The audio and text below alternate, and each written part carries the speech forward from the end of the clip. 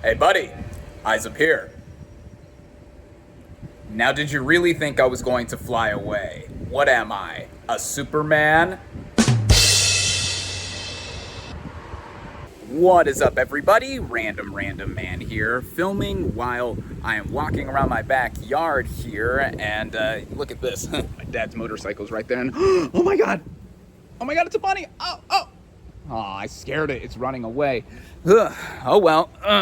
But anyway, yeah. Once again, I'm here walking around my backyard while the weather is nice out. Happy summer to everybody. And I am here bringing you my review for the 2025 version of Superman in one take. So, this is a superhero film, of course, given the title and the titular character, and it follows that titular character who must prove to the world that he is their protector after Lex Luthor, a billionaire, is conducting a plan to turn public opinion against him. So, going into this movie, I was looking forward to it, even given my own history with Superman as a character. Now, of course, based on the DC Comics character of the same name, we all know who he is. He's probably the most iconic superhero of all time. For me, though, I was never that big of a fan of him. I mean, he's basically an alien that's invincible and nothing can kill or hurt him aside from a piece of rock from his homeworld, Kryptonite, and then other Kryptonians. You know, to me, that's spelled boring and lame. I mean, come on, you know. But he's become an archetype, of course, like the very fabric or like base for a lot of other superheroes out there, even if I personally never gravitated towards him. I mean, for example, his rogues gallery of villains is not as iconic as someone like Batman or Spider-Man. I mean, you know, they have a ton of villains. You know, of course, there's Lex Luthor, General Zod, others like those. But yeah, not too big into Superman, as you can tell. Now, in terms of the movies, I went back last week in preparation for this film to the 1978 film by Richard Donner, starring Christopher Reeve, of course, as the titular character. And, you know, that's a classic film. That for the time, I think it was the most expensive movie ever made. And, you know, based on a character like him, that was a big deal to see how that was going to be adapted. Of course, looking at it today, it's almost a 50-year-old movie. A lot of things are dated with visual effects and everything like that. And yeah, but in any sense, I do think it's a very good movie. And, you know, we've had countless superhero films afterward. Of course, also starring Superman, other pieces of media as well, too. And TV shows, cartoons, video games, what have you. And then we got the series rebooted, or we got Superman as a character rebooted in starting the new series of the then DCEU with Man of Steel in 2013 by Zack Snyder. Now, I did see this in theaters when it came out, and, you know, I thought it was okay. It's not that I didn't mind a darker take on Superman. Of course, he's supposed to be like a beacon of light and hope for many upon his creation. I just didn't think some of the filmmaking or even some of the storytelling choices were all there and sound and fully developed. And of course, this was supposed to start the DCEU, which it did. You know, quite a messy history. And a decade later, that series has now become defunct and reworked or rebooted in some sort of way to now be the DCU, with this now being the second reboot of the character of Superman in film, and this is the first film to start the DCU. Before this, we did have Creature Commandos, the animated TV show, which I didn't watch, but with this film, this is the first DCU film, and one reason I was really looking forward to seeing it was for its writer and director, James Gunn. Now, of course, he is the co-CEO of DC Studios, and he is now making the distinction of having written and directed this first entry in this now rebooted version of the DC Comics in film. And, you know, of course, his history with comic book / superhero characters is quite, I would say by now, legendary in that, you know, he worked for both DC and Marvel before becoming the co-CEO of DC. Of course, his Guardians of the Galaxy trilogy for Marvel Studios. Those are some of my favorite movies in the MCU. And then when he was temporarily fired from the third Guardians film, he jumped over to DC and he made The Suicide Squad from 2021. And, you know, he has personally, for me, made a distinction in being the guy who has made my favorite MCU and DCEU films. The first Guardians of the Galaxy film and The Suicide Squad. And before he even decided on doing The Suicide Squad, he was actually offered a Superman movie before he settled on that film, of course. And, I love The Suicide Squad, and Peacemaker he also headed up as well, too, which followed that movie up. But then, now going back to Superman, this was an interesting thing to see because, of course, it was highly anticipated. A lot was riding on this in the creation of the new DCU, which was not completely rebooted. Some things are carried over from the DCEU, and it's also separate from what we have seen in other DC properties being adapted as of late. And all this coming together, I was still looking forward to it because I wanted to see a new take on this character, and then also just how this was going to continue on with this series, being in flux. I mean, a lot is riding on this movie, as I've mentioned. But starting out with the cast and their performances, we have David Cornsweet as Clark Kent / Kal-El / Superman himself. Previously, I saw him in Pearl, and upon announcement that he was cast as Superman, I recalled his look from Pearl, and I was like, on looks alone, he definitely cuts a fitting figure as the character. And when we see him here, I think he played Superman not only really well, but he has a lot of vulnerability in terms of this character being played, especially when I get into what a lot of the movie amounts to. And then with just of course, his physicality and just the interactions with other characters, he really does embody what Superman is all about. Of course, this is in quite stark contrast to the brooding version of the character we got with Henry Cavill in the former DCEU. And, he was just fine as Superman, I thought. But Cornsweet, I think, is easily the superior actor to play him. And, just seeing him starting to play this character and for the rest of the DCU now, I think, I cannot wait to see what he does next. And, just for this movie alone, he was superb, for lack of a better term. Then we have Rachel Brosnahan as Lois Lane, his love interest, of course, also fellow reporter at the Daily Planet. Now, I've only seen her in the first season of The Marvelous Mrs. Maisel, which was fantastic, or I should say marvelous if I want to intend a pun, but I should really finish up the series now that it's all concluded. But what I saw of her there in terms of acting, I was like, she is an inspired choice to play Lois Lane as well. And she's not a damsel in distress or anything like that, if you want to compare to other comic book characters who are the love interests to the main heroes and stuff. She has to do her own reporting, of course, and get in terms of investigation to go against Lex Luthor and all this other kind of stuff. And the chemistry between herself and Cornsweet I thought was great, especially in one of the earlier scenes where she is mock interviewing him as Superman. And I'll get to that in terms of how this movie is set up as well too, because there's a specific point we are once this movie begins. And Brosnahan, brilliant as this character. I loved her as well. Then we have Lex Luthor, played by Nicholas Hoult here. He was actually vying for the role of Superman himself, but he ended up getting Lex Luthor, and I'm going to say easily he is the best Lex Luthor we have seen in film thus far. I think he does step out on his own, or I should say set himself apart from the late great Gene Hackman and how he played him, in the Donner films. And then here, I mean, he is just the number one hater of Superman. That's just what I got from him. He's just so bitter and oh my God, he just wants to take him down at all costs. And that's what I thought he was the right amount of over the top, and then also really serious and I want to take down this guy because he's essentially just an alien god or whatever and all that. And just making him an adversary against Superman, I thought he was great there.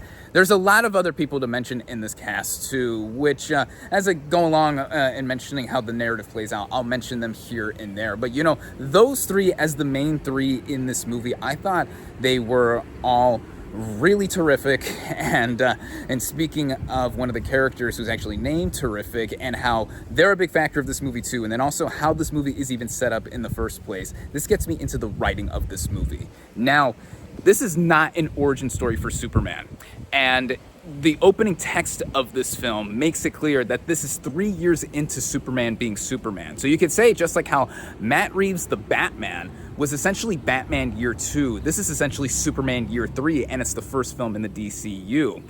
So we do get bits here and there as to how, like, there is backstory of Superman himself. Like, when we were in the Fortress of Solitude, for example, we get to see bits of, like, how he came here, just detailings with his biological parents. And, you know, he, of course, has his adoptive parents, Mom, Pa Kent. Pa Kent is not dead in this version of Superman.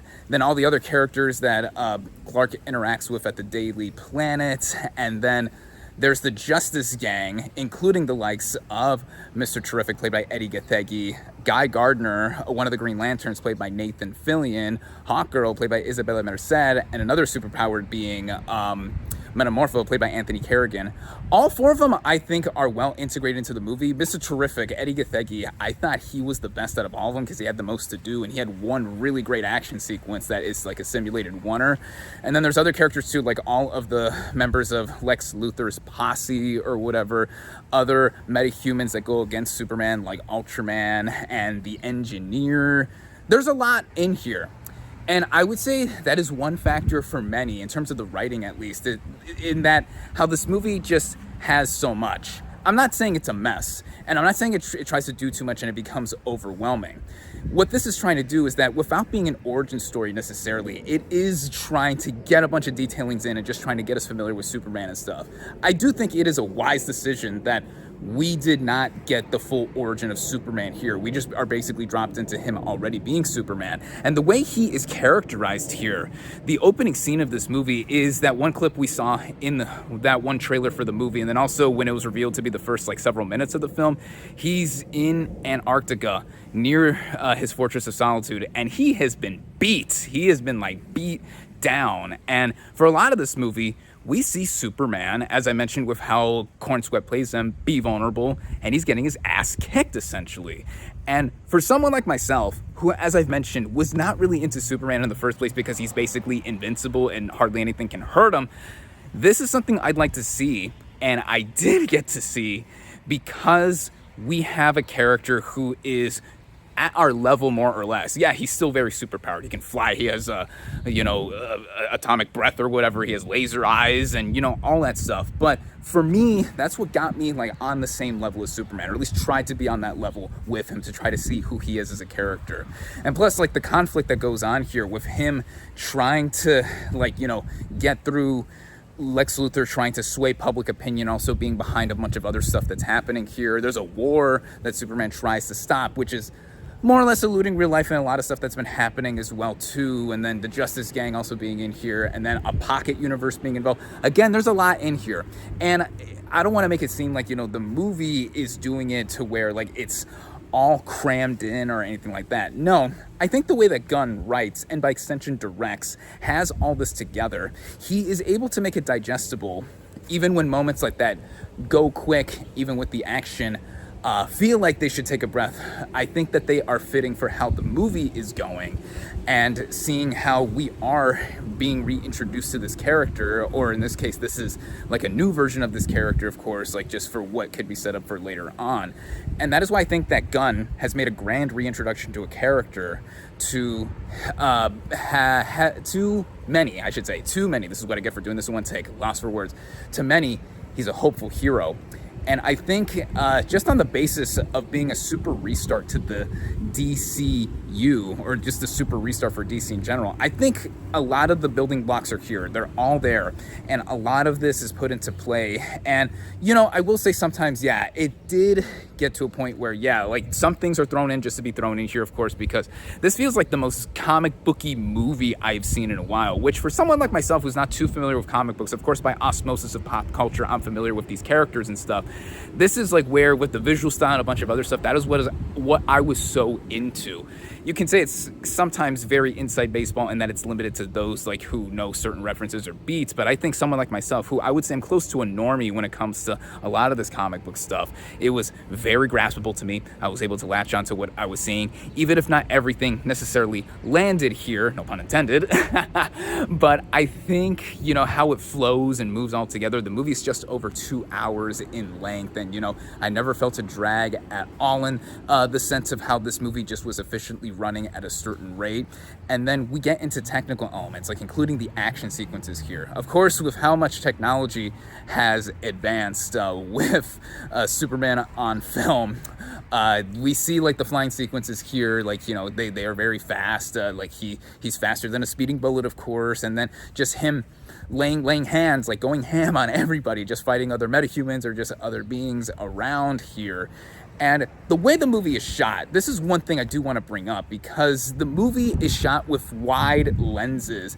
And at first, it was a stylistic choice that I had to get used to, because it looked like some characters, when they're walking in center frame or just walking in general, it looked like either they were just like imposed with VFX or just whatever like that. And then the way the camera turns or does stuff like that, it's like, well, it was just a stylistic choice with the lenses and all that, because the movie is shot in what, 8.85 by 1 or something like that, 1.85 whatever, like something like that. It's really close to 16 by 9, but like it goes for still looking like it feels like a Saturday morning cartoon in live action, which I welcome. Also, because with the color in all this, I mean, these are literally colorful characters that Superman interacts with aside from himself. And, you know, of course, Crypto, such a smart choice to have him in this movie. The super dog here, he's not a good boy, but he's also a good boy at the same time and all that.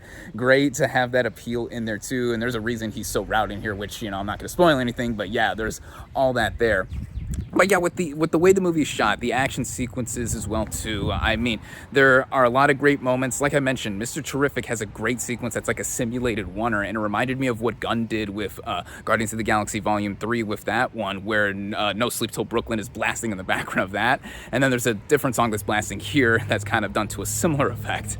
And visual effects are great here, again, with like the flying effects of Superman and just like how all these characters look, the creatures and other stuff that is being fought here. Of course, the city is in peril. The city of Metropolis is in peril. So, like, you know, a bunch of collateral damage is shown, like with all that is typical with these comic book or superhero movies. And yeah, with it all running together, even the way that it's cut, even the way it goes and flows and stuff, I think that Superman is successful in what it is trying to do. And for someone like myself who, again, for the umpteenth time, really was not a big fan of this character in the first place, just seeing him on film here in this context, I think it is because of James Gunn and company doing all this together that really had me engaged with what I was seeing. To have this be a specific different version of the character, and then also trying to set up and define what the DCU is going forward. I mean, the first phase is what called Gods and Monsters or something like that, but I think that is part of it. And you know, I'm someone who has felt superhero fatigue in film for a bit, even regardless of the quality of like certain movies that I've seen. But I think this is one thing that, at least on the building blocks of what the DCU is trying to do and just how it's going on its own, I think this is, like I said earlier, a super restart for Superman, for DC, and just for this sector of pop culture in general. It's not necessarily perfect. This isn't my favorite James Gunn movie he's directed. I'm still saying that my favorite DC movie or DCEU movie has been directed by him, even comparing this to The Suicide Squad. The Suicide Squad, I mean, with how brash and bold that it's trying to be. And it has heart too. Of course, this Superman movie has a lot of heart too, a lot of hopeful stuff in here. And even humor. I mean, I heard people say that they were complaining about the humor in this movie. My audience and I were mostly pretty sullen, I would say. There are comedic moments in here. I don't think it's like a barrage of like comedic bits like a lot of MCU movies do, but I do think that the tone was struck just right with this and what Gunn has done, and just having some moments that are chuckle-worthy here and there, but then when it gets serious, it gets serious, and, you know, when it gets light, it gets light. I thought that tonal balance was tremendous, and also helping me get into all this, because I didn't think it was too campy or silly or anything like that. It does feel like the most comic booky movie that I've seen in a while, like I said. But yeah, in any sense, you know, I think that Gunn, for the movies that he has directed based on comic book or superhero properties, he's still 5 for 5 between the 3 Guardians films, The Suicide Squad, and now this with Superman. He really has made a super film that embodies the character, from what I understand, and now what I'm trying to interpret from this as well too. And I think just about anyone can get into this movie easily, no matter if they like Superman or not, as I've mentioned myself. Now, I see to some extent some division with this movie, even though it's been mostly warmly well received. And with one thing in terms of the plot, there's a fundamental element of Superman that is changed specifically to help get the plot going. I think it's revealed like maybe about at the halfway point or something like that. I don't want to give it away, of course. And by the way, there are 2 post-credit scenes. There's a mid-credit scene that is basically blink and you'll miss it. You've probably seen it in some of the marketing material. And then there's a post-credit scene at the very end that's a comedic moment. But yeah, but in any sense, with that narrative choice, really quickly to mention that, I thought it worked for what it was trying to do because it's working into this version of Superman and what we're seeing with how everything is characterized here and what he is doing and what he is trying to do to like sway public opinion and all this other kind of stuff too. So make of that what you will. And of course, there's a lot of real life allusions here. He's always a Christ-like figure, God-like figure, anything like that too. All that here. But again, for someone, you know, who is into Superman or not into Superman, if you're watching this as a movie altogether, this is still a very good film. And I do think it is one of the better comic book films that I've seen in recent memory, save for the film being titled Guardians of the Galaxy Volume 3, of course, also being made by James Gunn. But, you know, I love that movie, and I still really enjoyed Superman regardless. And seeing what he's going to do with the rest of the DCU. I mean, Peacemaker Season 2 comes out next month. I can't wait for that. And whatever else is coming, we already have the Supergirl movie coming out next year. That's already in the can. So whatever it is that is coming, you know, I am, to be in the spirit of Superman himself, I'm hopeful for what the DCU is going to bring us. And just on its own, Superman as a film, I definitely recommend it. With all of that being said, my final verdict for Superman is 4 out of 5 stars. Thank you all, as always, for watching. Be sure to like this video, comment on what you thought of Superman. Social media links in the description. Subscribe to my channel for more, and I'll catch you on the next movie review.